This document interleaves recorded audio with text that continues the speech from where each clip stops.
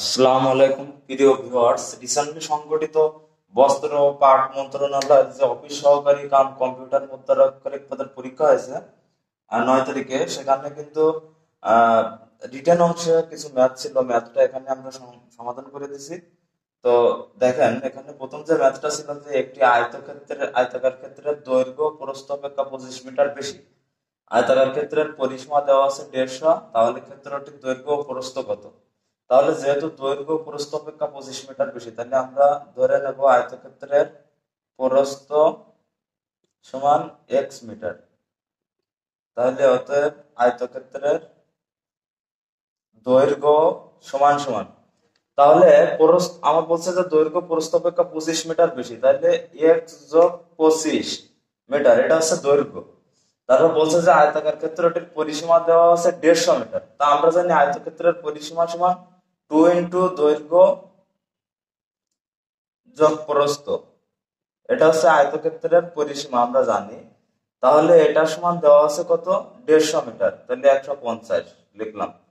আচ্ছা, বা 2 ইন্টু আমরা দৈর্ঘ্য ধরছি এক্স, তাহলে এক্স প্লাস আর প্রস্থ এক্স প্লাস 25 সমান সমান 150, বা 2x যোগ 25 সমান সমান এই দুই একের সাথে ভাগ হয়ে গেলে 75, বা 2x ইকুয়াল টু 75 মাইনাস 25, তাহলে 50 থাকবে ওই পাশে যে। অতএব x ইকুয়াল টু বের হচ্ছে আমার 25। তাহলে আমার বলছে যে পরিসীমা থেকে আমরা x এর মান পেয়ে গেছি, অর্থাৎ প্রস্থ পাইছি। তাহলে প্রস্থ সমান আমার বের হচ্ছে 25 মিটার। বের করতে বলছে দৈর্ঘ্য আর প্রস্থ, তাহলে অতএব দৈর্ঘ্য সমান x এর মান 25 যোগ আরো 25 আছে এখানে, তাহলে আমরা যদি বসাই তাহলে 50 মিটার বেরোবে দৈর্ঘ্য।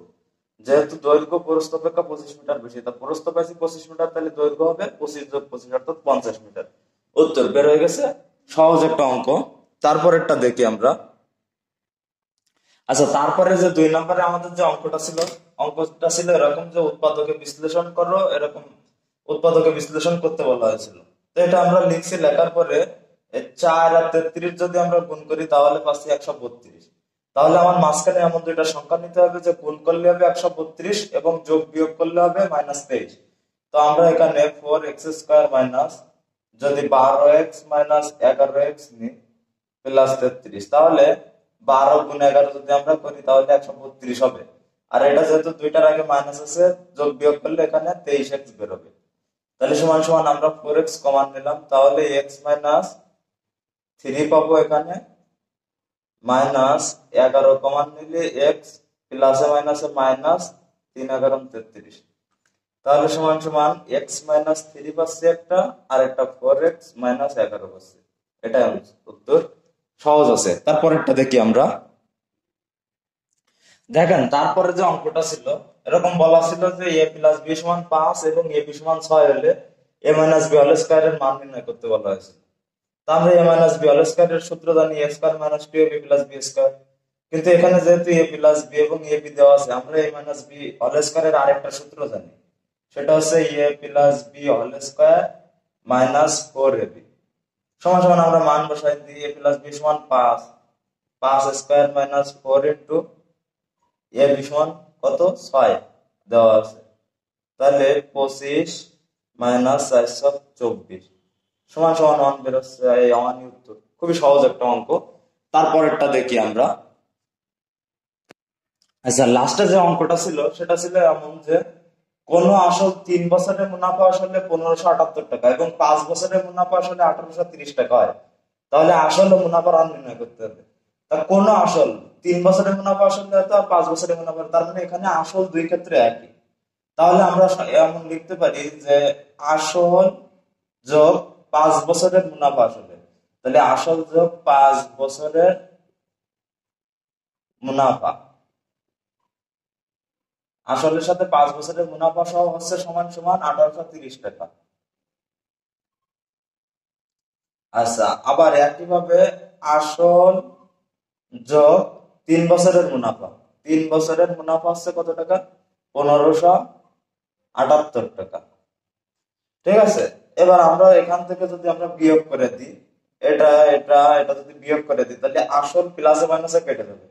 তাহলে এখানে থাকবে শুধু 2 বছরের মুনাফা। 2 বছরের মুনাফা সমান 1830 টাকা থেকে যদি 1578 টাকা আমরা বাদ দিই, তাহলে কিন্তু আমরা এখানে পাবো কত, 252 টাকা। আচ্ছা, তাহলে আমরা 2 বছরের মুনাফা পাইছি। তাহলে অতএব 1 বছরের মুনাফা সমান কত টাকা, 252/2 এত টাকা। আর আমার এই যে এখানে 3 বছরের মুনাফা আসলে ছিল, তাহলে অতএব 3 বছরের মুনাফা সমান সমান আমরা 252/2 গুণ 3। আচ্ছা, 252 গুণ 3/2 এটা যদি আমরা ক্যালকুলেশন করি, কাটাকাটি করি, তাহলে 378 টাকা আমরা পাবো। আচ্ছা, তাহলে আমার 3 বছরের মুনাফা এত টাকা, এখানে আসল আর 3 বছরের মুনাফা এত টাকা। তাহলে আমরা যদি এই মুনাফাটাকে বাদ দিয়ে দিই এখান থেকে, এই যে আসল প্লাস মুনাফা, তাহলে আমরা আসলটা পেয়ে যাব।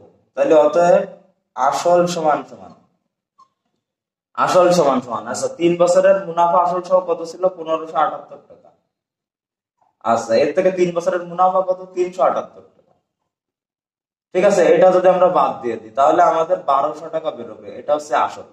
আমরা 3 বছরের মুনাফা আসলের থেকে 3 বছরের মুনাফা বাদ দিছি, তাহলে আমরা পুরো আসলটা পেয়ে গেছি। তা 1200 টাকা এটা হলো আমাদের আসল।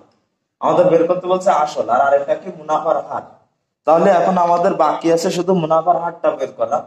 তাহলে মুনাফার হার বের করার জন্য আমরা কি করব, এখন আমরা সূত্রে বসাই দেবো। আমরা জানি আই ইকুয়াল টু পিএন আর ভাগ 100। তাহলে আমার বের করতে হবে আর, তাহলে আর ইকুয়াল টু আই গুণন 100 ভাগ পিএন। আচ্ছা, তাহলে আমার এখানে দেখেন, এখানে আমার আয় সমান কত, ইন্টারেস্ট সুদ কত হয়েছে, আমার সুদ বের হয়েছিল 3 বছরে। 3 বছরে আমার সুদ হয়েছিল 378 টাকা, আমরা একটু আগে বের করছি। তাহলে আমার সুদ হলো 378 টাকা গুণ 100 ভাগ আসল কত, প্রিন্সিপাল মানে আসল বের হয়েছিল 1200 টাকা গুণ এই এন কত, 3 বছরের। আমি 3 বছরের মুনাফা লিখছি এখানে, 3 বছরের মুনাফা পাইছিলাম 378 টাকা। তাহলে সময় আমার 3 বছর সমান সমান, আমরা যদি এখান থেকে কাটাকাটি করি তাহলে 10.5 টাকা বেরোবে। তাহলে আমার মুনাফার হার, অতএব মুনাফার হার আর ইকুয়াল টু মুনাফার হার আর সমান 10.5%। এটা হলো উত্তর। আর আসল তো আগে বের করছি, আসল বের হয়েছে 1200 টাকা। সুতরাং সহজ একটা অঙ্ক, একটু দেখলে এটা কিন্তু আমরা ঐকিক নিয়মেও করতে পারি যে আমরা যে লাস্ট যে 100 টাকা 3 বছরের মুনাফা পাইছিলাম, যে যে টাকাটা, সেখান থেকে আমার 1 টাকায় কত এবং 100 টাকায় কত, এইভাবে কিন্তু আমরা ঐকিক নিয়মেও করতে পারি, আবার সূত্রেও বসাতে পারি। যেটা আপনাদের সহজ হয় সেটা আপনারা করতে পারেন।